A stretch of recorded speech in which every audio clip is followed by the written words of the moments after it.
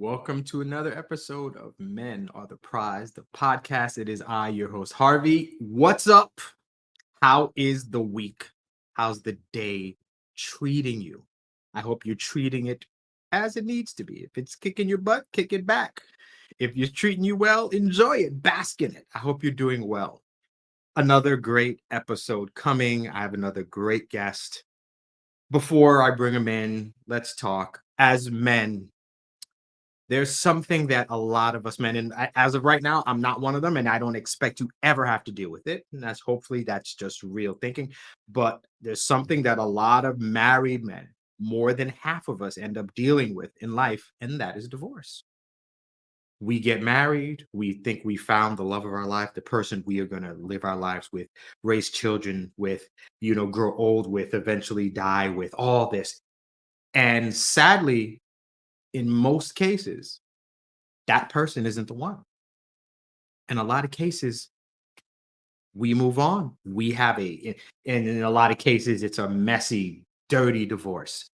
Who gets the money? Who gets the kids? Who gets the cars? Who gets the 401ks? All this crap that we go through. Marriage is hard enough. The only thing worse is getting away from it or leaving it. I'm a child of divorce. So you man, you know me, I'm 49. When my parents got divorced, I was 10. So that's 39 years ago. And I was in court. I got to see it. And it's not pretty when it's just the two of them. Stick a child in there, and it's even worse.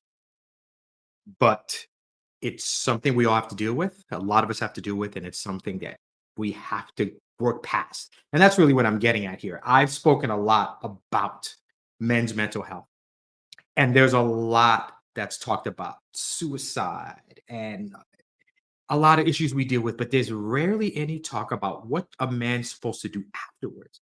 There's there's not a lot of people. I've spoken to one guy, one episode, which I think was great, and that's Dad's Moving Forward. If you haven't, he's great, DSV. And we've talked about what happens for life after you divorce. Nobody goes to the guys. What do you do? But we happen to have somebody with us this week who's written a book about this. Two, actually, I think. Hold on. Let me look. That's one. That's another. It's a lot of writing. I've been trying to write my epic novel and I can't get past the first one. My man wrote two. Let's bring our man in here. Let's bring in Jeremy Stegall. How you doing today, sir? I'm well, Harvey. How are you? I am well. Thanks for coming in. Thanks for talking with me about a subject that clearly you know a lot about. And I'm gonna put these back up here, and we'll talk about these books at the end here. Let me go center. There we go. After the divorce, where to change? I never get this down. I'm saying one thing, but I'm lifting and rolling up so bad. It happens. No worries. But But either way, you've written books about something that really isn't spoken about a lot. Typically, the wife, there's a divorce, and the mom has moved on. She's got the kids. It's alimony, and the guy loses all this money and all this stuff. But there's rarely ever talk about, okay, I was married for 12 years, and now we're done. I used to see my kids every day, and now I don't. I used to have a house, and we lived together, and used to put up the Christmas tree and have Thanksgiving dinner and all these things. And now all this stuff is gone. What am I now? I'm not a husband anymore. And I question whether I was a good father. You have a lot of these issues that come up. What is it like after divorce? So, before we dive into that, one of my favorite parts of this podcast is the infamous bio. I print out a nice bio. I like to read about people's successes. So allow me bask in your Jeremy-ness, because this is all about you, sir. Jeremy Stegall is a coach, author, and speaker with Where the Change Happens Coaching. His lifelong curiosity about why we do what we do led him to Iowa State University in 2004, where he earned his BA, degree in psychology. For the last 13 years, he has worked in retail sales and management, most recently as an outside sales representative. In 2018, Jeremy began his blog, Where the Change Happens, which provides readers in over 30 countries with tools to process questions about making personal development growth a consistent habit. In 2020, Jeremy self published his first book, Where the Change Happens, which has found international success. In 2021, Jeremy enrolled in the Coaches Training Program with Accomplishment Coaching, receiving training, credentialed by the International Coaching Federation, ICF, to learn tools and core competencies to launch his coaching business Where the Change Happens Coaching in 2022.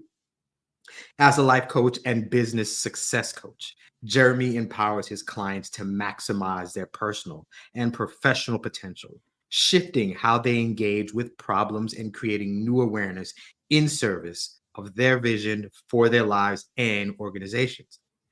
Jeremy's education and professional experience support creating a new relationship to possibility and bring a unique and uplifting energy to relationships in and out of the workplace. Jeremy, quite the bio. What I like to say to the men that I speak to is, as great as this is, it's always the beginning. This is what you've accomplished so far, but there's so much more to come. But what's it like hearing what you've done so far? It's that reminder that I have been on a journey and that the work it's accumulating. It started with the idea of, moving forward after divorce and continuing to step into faith and through fear, realizing that these are the things I've actually been able to connect with and that people resonate with something that I thought it was just me. And it starts to become something bigger than myself. So to hear anyone read that, it's just feeling like this connection is going out that, I've always dreamed about being part of. That's excellent. That's good. And I like read. Well, you've listened to podcasts, or if you have, you know why I read it. But I'll make this as an introduction. If you have never listened or watched to this podcast, welcome. Great episode for this to be your first. Jeremy and I are gonna have a great conversation. If you have listened or watched, you know what I do. You know what this is. You know why prize is in the title. Prize. I think it's a great word, and four of the letters in the word represent characteristics that I think are good for men to have. So that's how this works. I have questions dealing with these words. The first letter in the word prize is P, and the first word is purpose. Reason for which something is done or created, or for which something exists. I'm going to ask you to answer this in maybe two ways. Okay. What do you think your purpose was before you got married? And then what is your purpose now after you've been divorced? What a great question. My purpose before getting married, it was get a job, get a house, get married, get a house on the hill, start having kids, live the dream, live the American dream, do what you're supposed to do. My purpose was shrinking. It felt like do what other people said, that outside sources had a better idea of what was meant for me. So my purpose was to seek those guidance posts, those resources, and essentially do what they said. After divorce, my journey was all about discovering purpose and meaning in my life. So from step one, it was about who am I and what is important to me? Why am I doing these things that I'm doing? And do I need to continue doing it? Is it bringing value to my life, or is it detracting and just something I used to do that's no longer serving me? And so my purpose became connecting to myself and then realizing that I'm full of passion and joy around certain areas.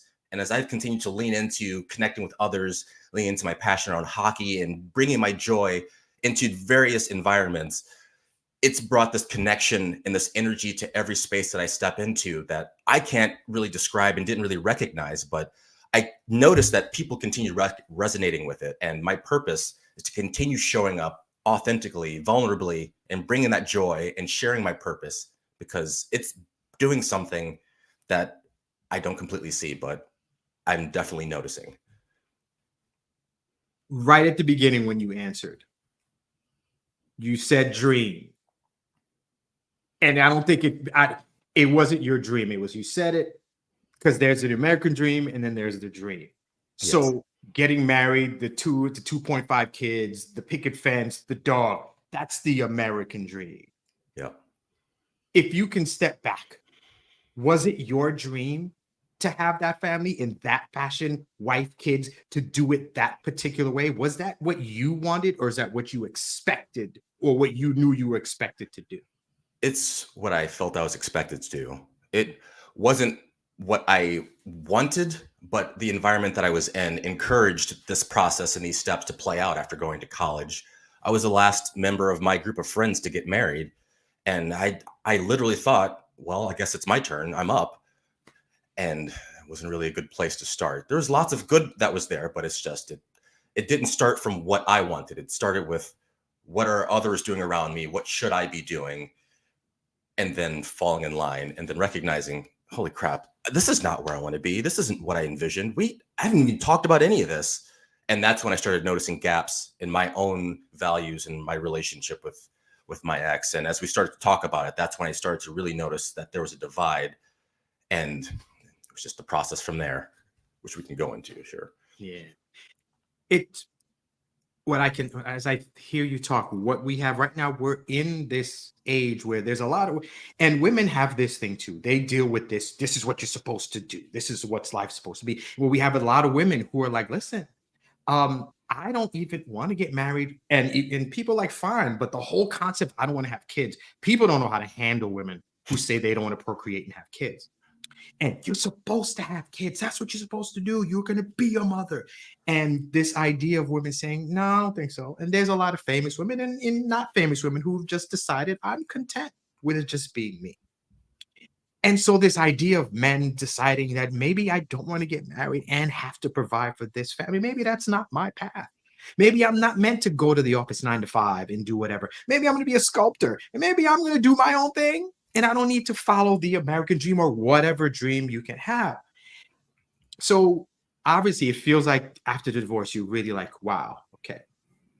So how do you handle that? You realize this marriage wasn't meant for me. This is not the thing. This is not what I was supposed to do. Is it daunting? Is it refreshing?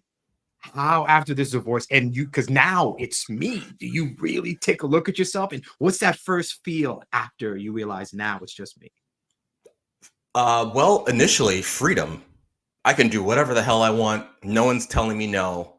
Like, whatever my ex said I couldn't do was what I'm doing. You said, don't spend money on this. I'm going big. Let's go. Like, I'm having a good time. You said, Right. like, save your money. Like, hey, shots on me. But I recognize like that wasn't how I wanted to live. And that wasn't where I wanted to be moving forward from. You get the wild oats out, the wings of freedom. But I wanted to be in a relationship, and I ended up getting or dating someone else. Maybe I'm not quite certain how long, much longer later. But in that relationship, post divorce, is when I started to notice repeating patterns, repeating concerns, and I started getting into personal development at that time. And that's when I started asking myself, like, wait a minute, what am I bringing to this? Like, what am I missing? What can I shift? And my ex at the time we started having conversations around, you know, these sorts of areas, these gaps. And I started to recognize, okay, there is something I can do to stand for here. Um, yeah, but it was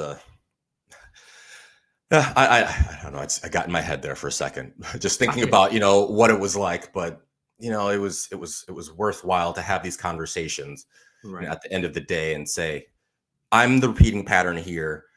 I'm not happy. I'm drawing the line. What do I need to do? Where do I need to go to stretch my comfort zone, pull myself out of this routine community of, there's not a lot of opportunity living in Des Moines, Iowa, where I was at the time. I wanted a new job. I wanted a new experience. My friends were all having kids at this point. It's like, shake the system, move somewhere else and see what you're made of, and specifically design steps to figure out these areas where you feel like there's gaps or that something might be missing. Maybe I'm just not recognizing, or I haven't had the opportunity to actually lean in and do something about it unencumbered that I wanted to do. Okay, I hear that. I feel like this kind of flows into the next letter. The next letter is R. The word is resilience, the capacity to recover quickly from difficulties and toughness. So, divorce, freedom, which sounds like that kind of makes sense. And if you coming from a relationship that wasn't the best, getting out of it or leaving it does feel like freedom. Like we talk about the chains or the ball and chain that is the wife and whatever. So now you're away and everything that you said. And then I feel like I'd be the same. Like, you know what? I wanted to, I'm back. I always wanted to get this beer pong table, but she said I couldn't. That's literally, I'm leaving court. I'm getting somebody to build me one. Like Right. I'm Right. thinking that way. All the stuff I wanted to do, but that seems like temporary. And I feels like I'm just kind of dealing with maybe the pain or the disappointment of this.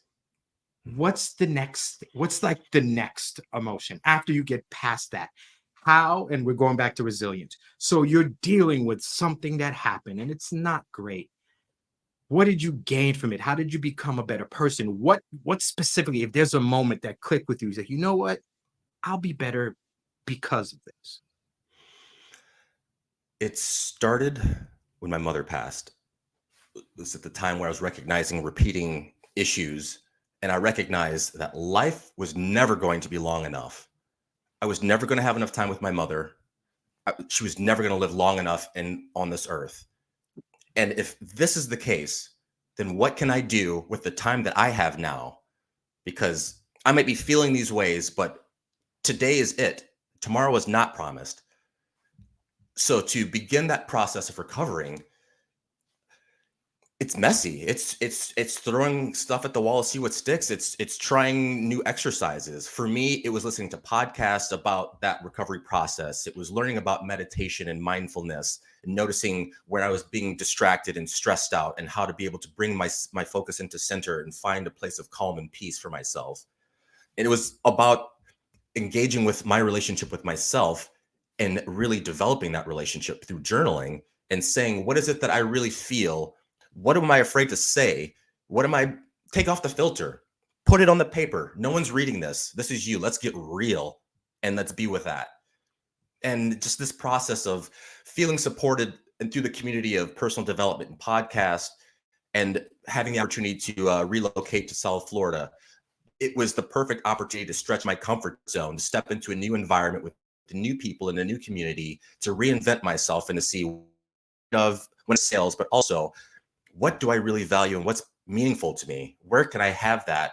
And why not try to figure that out here in the state of Florida? And it was just a process of going out, meeting people and saying, you know what, I want to I had Iowa Wild AHL season tickets. My ex in Des Moines said, I don't want you, you should switch your seats. You should pay less money. You should go to less games. I'm like, I grew up playing hockey. Hockey is part of my gem, part of my identity, part of who I am. I'm getting season tickets for the Florida Panthers. I'm going hard. And I was there. And so as I was having these experiences with people in the community that I wasn't really getting along with, it wasn't what I thought was expecting to happen. It's like lean into what you're passionate about then. If all you like is hockey and concerts, prioritize that. Let's work on the budget and let's do what we said that we're going to do at work and focus on this process and connect with other people. And then it became, how can I help stores be successful? How can I help this new store be successful? And getting out of it being about me is where the change happens. The blog really started to expand. All right. Well, you mentioned it. Let's get into it. So there is, as a man, as men, we aren't the most expressive in terms of our emotions, in terms of what we're going through, in terms of situations. It's not inherent in us, I think. It's something that I think something has to happen. Something's got to kick us. We get kicked in the ass so that we can do it, to be vulnerable and to even be vulnerable with yourself. Because even you talking about journaling, writing it down, putting some stuff on paper for no one else to see but you, it's still difficult. Sometimes reading back. And I suggest, man, for me, I call it mindful writing. The idea of journaling and writing it down and then reading it back is sometimes you're going to have to read what you've written and realize that in some situations you were the problem. There's nothing like reading back and like, wow, that was me. I would like to blame everybody else for the stuff, but there's nothing like, I can't get mad at me. I said it. There was no reason for me to say it. I wrote this down. I was the problem. And that's not to say that we're always the problem, but we have to acknowledge that sometimes we are. I really like the whole journaling thing. I think it's a wonderful idea. Yeah, that Also, yeah, go ahead. I'm sorry. Go ahead. Go so ahead. Go ahead. you got me on that point of personal accountability of what did I bring to the table? What did I bring to this relationship? What did I do? What did I say? And own it. Damn it, I should not have said that. I should not have done that. I wish I had not gone to that place. I wish I had answered. Wish. It's Mhm. whatever. Right. But Yeah. Yeah. And we can wish, but the good thing about it is that we can see it and we can grow from it and we can yes, be better. And sometimes it takes a traumatic experience, and in case maybe divorce it is, or the passing with somebody, and then to actually have to face ourselves I can face a whole lot of people. I'm probably my harshest critic. And sometimes I don't want to face me. And every time I write something down and go back, I'm facing me. And it's hard to do. And on a side note, I'm a hockey fan as well. We were talking about this before. I live in Florida too, pretty close. We need to talk about afterwards. I grew Yeah, up in New York. I'm a Rangers fan, and so far so good. We're looking good for the season as we record. We'll see what happens in a few months when this actually drops. both of But us. Yeah, but yes, but I understand that I am a black kid who loved hockey. And to be honest, I didn't have that many people to talk to about that who look like me because I grew up in Long Island. That's New York. We either Rangers or Islanders fans. Nobody cared about the Sabres. We right. were Rangers, Islanders. Hell, we had the Devils. Nobody cared about the Devils, but they had a nice little run where they won a few Stanley Yeah. Cups. So I had to hear about that forever. But that resonates with me with having an interest. For a while, I had to hide it because I didn't feel comfortable just being myself. And I think with what you do, with in terms of the books, coming out of a situation and being yourself, it's so eye-opening and it's so important.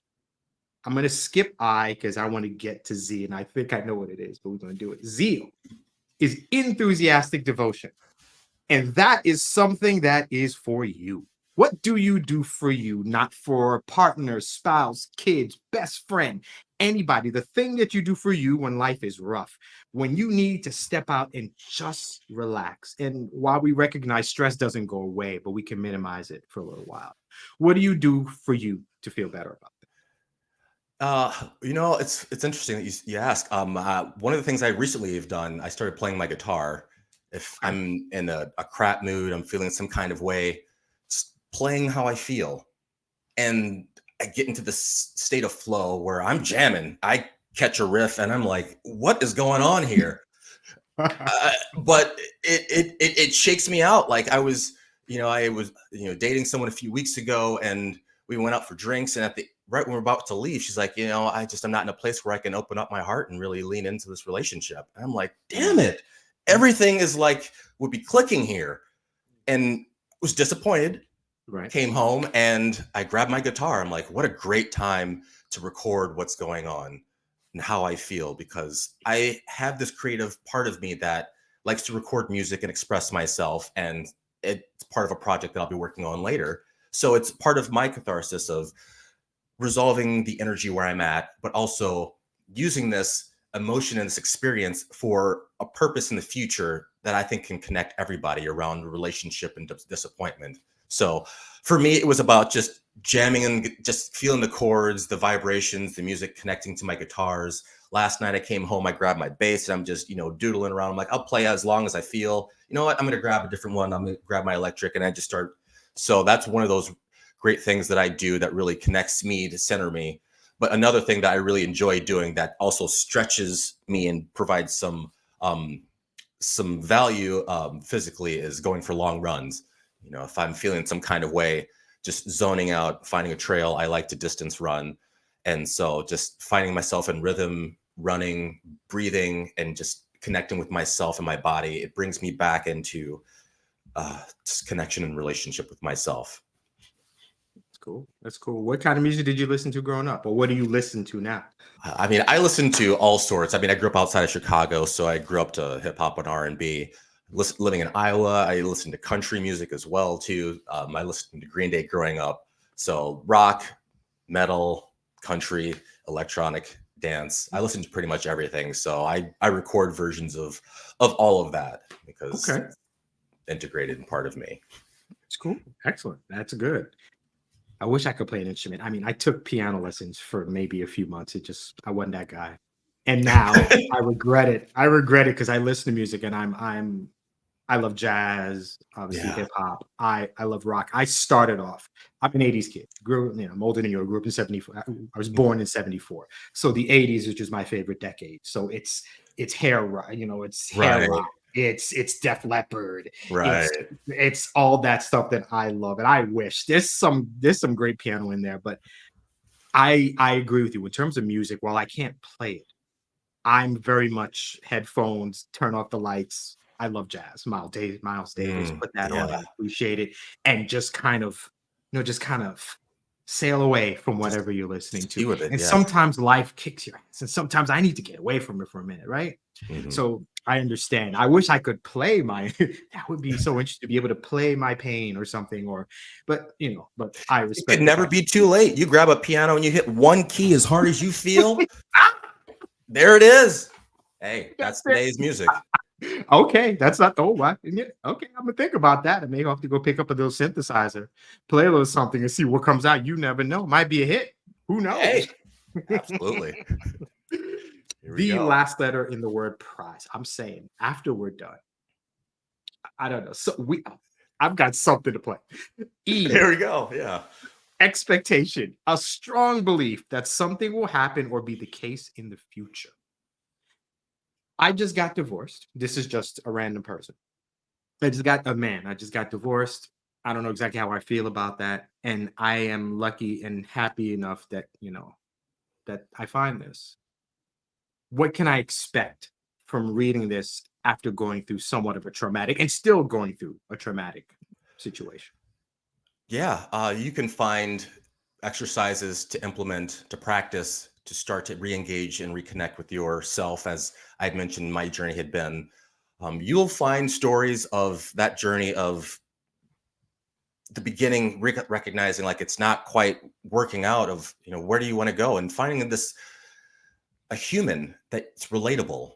It's not trying to be something. This book, Where the Change Happens, was written by me, inspired by books that I've read. I didn't have lots of help from this, that, or the other. It was just putting my passion and my heart into what the experience was and sharing it with people in hopes that they would connect or get something that they can take forward to begin a process forward for their life journey, and to start to recognize there is something that they can do and feel inspired and uplifted by this journey. So Okay. Did this marriage that for whatever reason didn't work out, are you adverse to marrying again? no, Okay. So you still have a positive view of marriage. I do. Yes. Yeah. And I that's was good. actually out That's I was with someone ago and they asked that very question. And I was like, yeah, I would get married. Like, I don't know if I would. But another part of the conversation, they're like, how are you still single? Like, how are you not dating anyone or taken? I'm like, you don't understand. This is all of the years after that divorce, the work that I've done, what you're seeing that you want to connect to. This is the result of that journey and that work. This isn't like I just was always this guy. It's it's owning stuff. It's stretching my comfort zone. It's trying and failing and getting up and going out again. okay. What well, you know what? Okay. What's different about this guy as opposed to the guy before? I have something I stand for. I have a mission. I have a purpose to connect with the world, to bring joy and to help support the conversation around creating a life that is meaningful to people, that has purpose, that isn't this, "Oh, I have to." No, I get to choose to feel empowered for the opportunity that you've created. Why shy away from something? Why shy away from anything if that is what you want? That is what this is all about. I like that. I like that. Um, I'm trying to you said a lot there. Is there when the time comes when you will end up being married again, will you do you have different expectations for whom you will connect with in a marriage than you did before? And if you do you because you're talking about you, but when you change yourself, you obviously change what you want and expect from who you're going to be with. Has that changed? Do you know it and what it is? If what is it if you think? Yeah, I think it's having more vulnerable conversations around expectations, around gender roles, especially now, in today's climate of how people feel certain ways about who's doing what and what should be done. But talking about our life experience, where we've come from, what our vision is for the future, and what we want to create moving forward.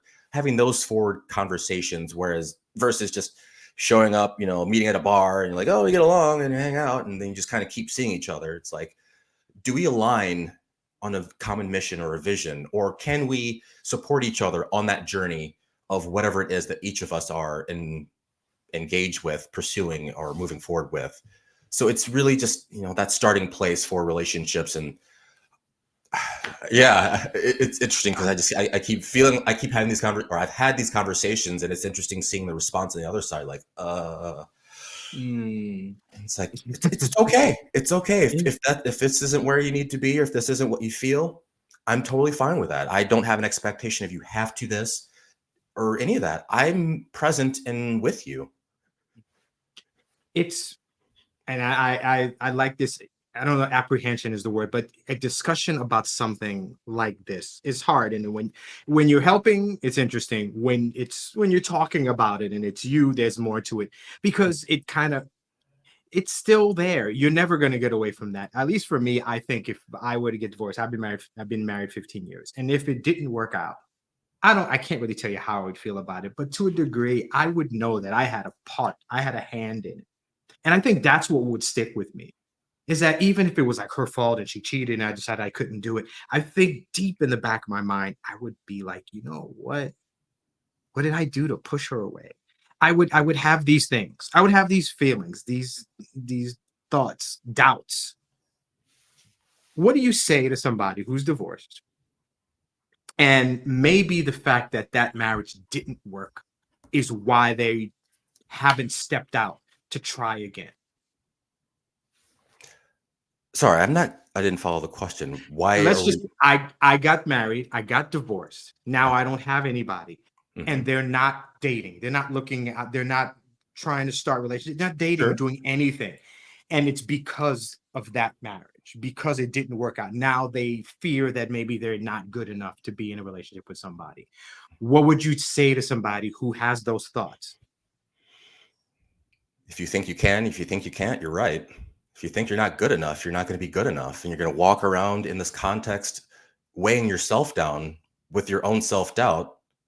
If there's no one there telling you these things, making you feel this way, and you're the only one who's present, notice that you are the one who's there and this conversation is going on in your mind.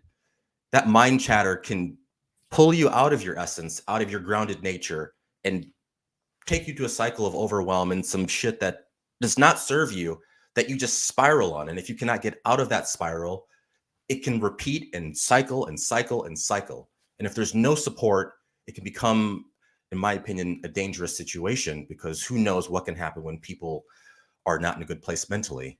So having that support, recognizing where to pull yourself out. For myself, it's, naming survival mechanisms, giving it a name of this version of myself is feeling this kind of way. Oh, the unloved Care Bear is showing up. He's, woe is me again. Oh, well, okay, that's not me, and just moving forward from that place of just, yeah, it's noticing these triggers, noticing that cycle of overwhelm, noticing that chatter. But if you don't know how to stop the chatter, like, what do you do?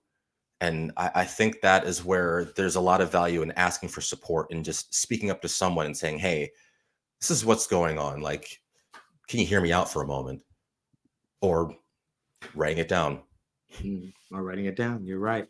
And that's a big deal for us as men. It's not our thing, and we have to do it. I spend a lot of time pushing that. You got to talk to somebody. We gotta express what's going on. We can't hold Yes. on to it.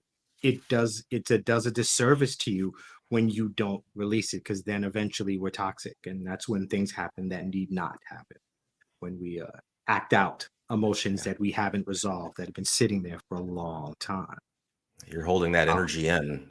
yeah. It's not serving your vibration to be uplifted and excited. It's weighing you down. And life, this is our opportunity. This is our time. There you go. I feel you. I agree. And I gotta say, and life is never going to be long enough, is maybe you said that. I absolutely love that. And I haven't heard that before. And it really resonated with me. For the work that you do, obviously we're talking about after divorce because of these books, but this isn't all that you do. So you deal with life and music. So can you talk about what you do in terms of businesses and people and help, and how you help people in general? Yeah. So, starting off, this entire journey working in retail sales, it started with me developing communication skills, getting people to buy in, wanting to work for me, wanting to do what I was asking them to. Noticing that initially I was having difficulty with that. I started doing some work on communication, on leadership, and working with teams on developing their skills and recognizing the value of what's important to the people that I'm working with. That even if it's outside of the workplace, supporting them to achieve that would bring more motivation and energy into the workplace while they were there to support what we were working on because they knew I had their back at the end of the day. So creating these situations and environments where if something is important to someone else, being with them on that journey to really cultivate that idea, to take action on it and move forward, to actually implement it, to take it from a possibility or an idea to a probability that this is going to happen in your reality, that you're going to face this. Also being in the workplace, not having the strongest relationships to start off, wanting to develop relationships in multiple locations. My journey was, how do I get to support other, it's just working with multiple locations of, team building, of what can we bring people together, because at the end of the day, it's about training, about communication, and not taking things personally and getting things stuck on you. And I feel that that will ultimately lead to developing culture in the workplace as it expands, with everyone feeling empowered, seen, and really uplifted. It just brings the synergistic opportunity that really lifts other places up. So, um, yeah, that was one of the areas that I work with people directly. When it comes to starting businesses, I've worked with a couple of business owners who are saying like, I want to do this, or I want to start that, or I don't know how to, something that they don't know how to do or don't feel confident about. Walking with them on that journey to, from I don't know how to network to all of a sudden they're going out and they're meeting people, they're connecting to this part of the community. Now they're leaning into relationships and they're showing up and not shying away. It's incredible seeing, these sorts of transformations with people.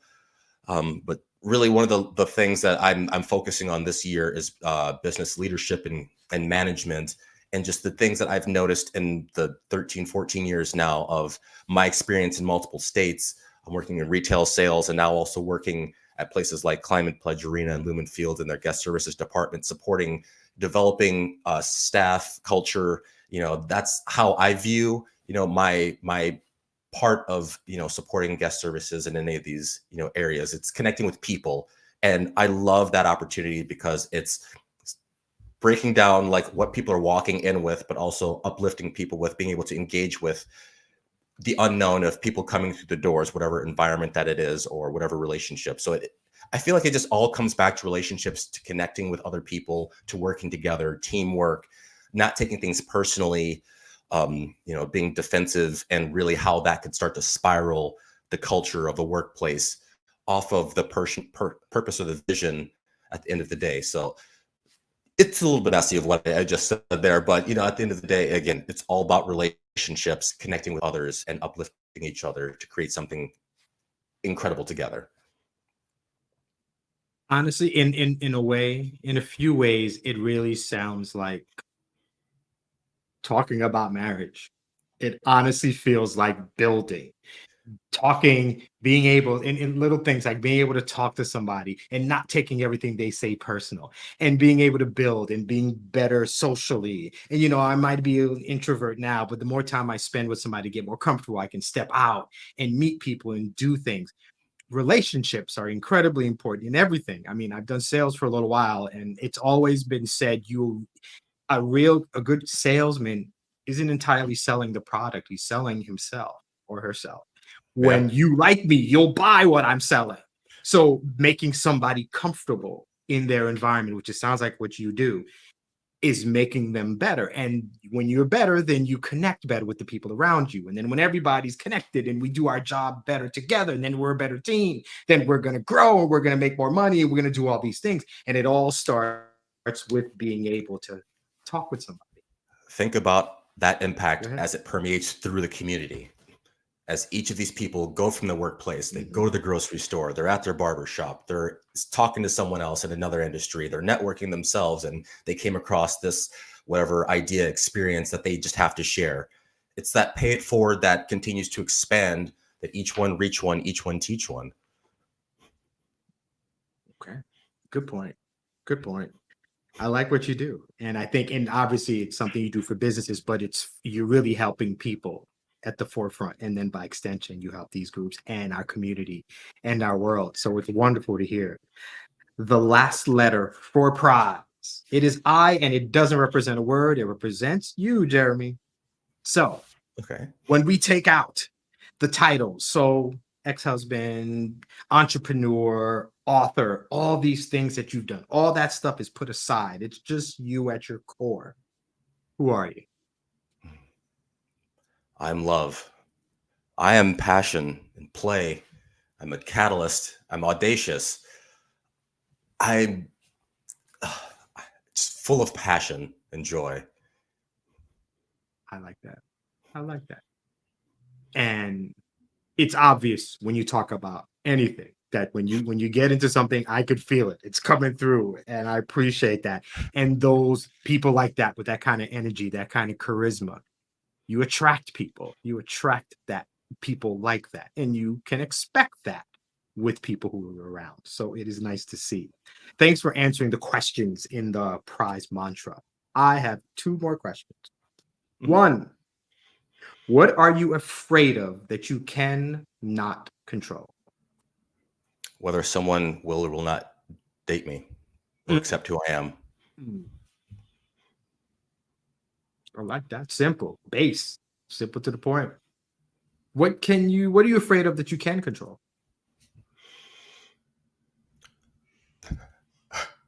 If this my business being successful, my business connecting to people in the way that I declared it would, and that is meaningful.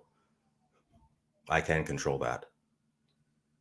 So, as an entrepreneur, and obviously, as you are one, I guess you do your own thing. Speaking to them, my business succeeding or not succeeding, for me making the money, for having the success I expect to have, is that something that you're saying I am in complete control of? Absolutely. Because someone might say, "Yeah, I want to work with you." I might not want to work with you. That the opportunity is if they don't want to work with you, okay. There's someone out there who does want to work with you. What are you going to do to continue working towards the yes? Because every no leads to a yes. It's just a matter of how many no's you need to go through, and you don't know how many no's you need to go through until you're going through a ton of no's. And Okay, I feel if you you. have a Okay. purpose that you connect with, and you are full, this doesn't work. This is my purpose. This is what I have to do.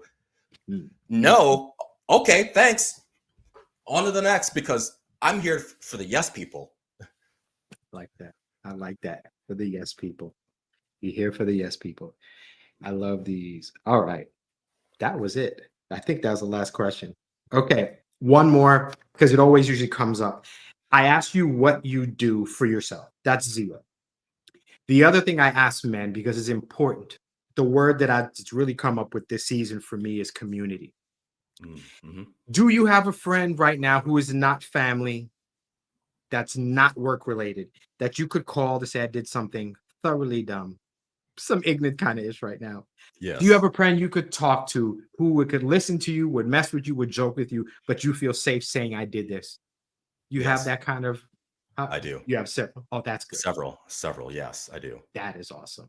That is awesome. There's a lot of us who don't have that. We're in this lonely age right now of men, loneliness in men who don't have friends, who don't leave their house, who are in their grandmother's basement, who are just playing video games, who are not socializing. And a Yeah, lot of them, a lot of their problems is that they're going through things that you and I are going through. They just have no one to talk about it with. yeah. So the fact that you have several is phenomenal.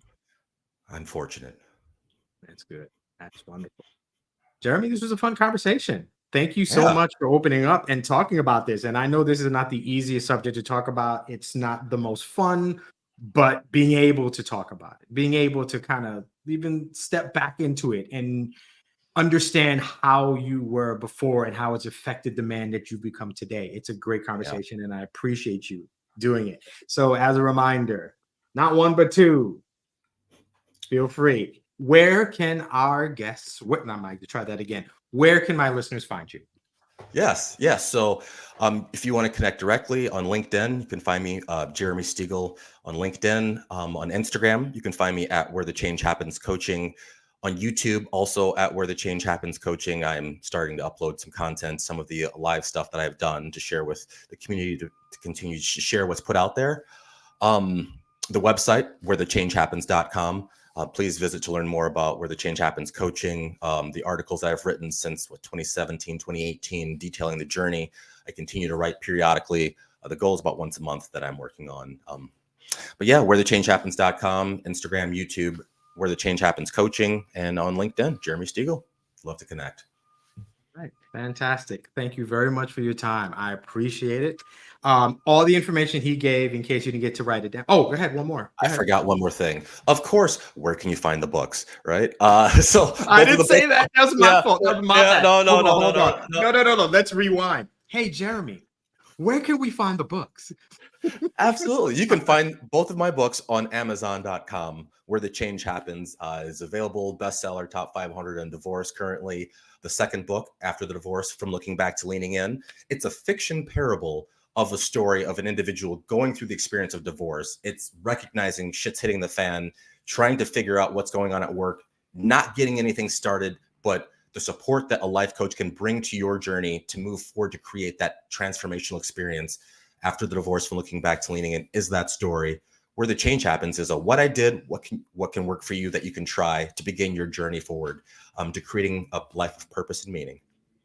Fantastic. Sorry about that. I was supposed to, but It's like all I said, good. all that information will be in. I'll put the links in for the books so you can pick them up. Yeah. I have quite the hectic life. I've had these books. I can honestly tell you, because we talked beforehand, and this one I found really interesting. The fact that it's that's fiction based. I'm interested to read this one. And if these kids ever leave me alone, I'm gonna read. I'm gonna read Yeah. this one. But Yeah. just like I appreciate. Go ahead, sir. I'm Yeah, sorry. I hired a writing coach to support writing dialogue. I went hard on making sure that this book was going to show up authentically. It was going to read. It's going to be smooth. It's legit. I hired a writing coach who worked with over 300 writers. I put a lot of heart and passion into after the divorce, from looking back to leaning in. It is a story that has actionable exercises in the coaching scenarios in that story that you can apply to yourself if you choose to read the book, but is also entertaining. Is jokes, there's humor. There's lots of movement and visuals that I'm really proud of. So I think readers in your audience would enjoy reading this book. Okay. I want to make sure they have the opportunity to read it. Like I said, the links will be in the episode notes. Jeremy, thank you for your time. Thank you for your vulnerability. Thanks for your openness. This was a great conversation. I will leave this. I will put you back here. And everyone, thank you for listening, watching.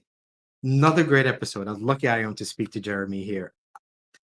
When I talk to people, I always feel like there's something I gain. There's a line or something for me. And I said it before and I love it. Life is never going to be long enough. What I take from that is whatever you want to do, it's time to get started. Whatever business you wanted to start, it's time to start it now. You don't know about tomorrow. You don't know about next week. You don't know about next quarter. What you do know is that right now you've got that passion, that desire to do something now.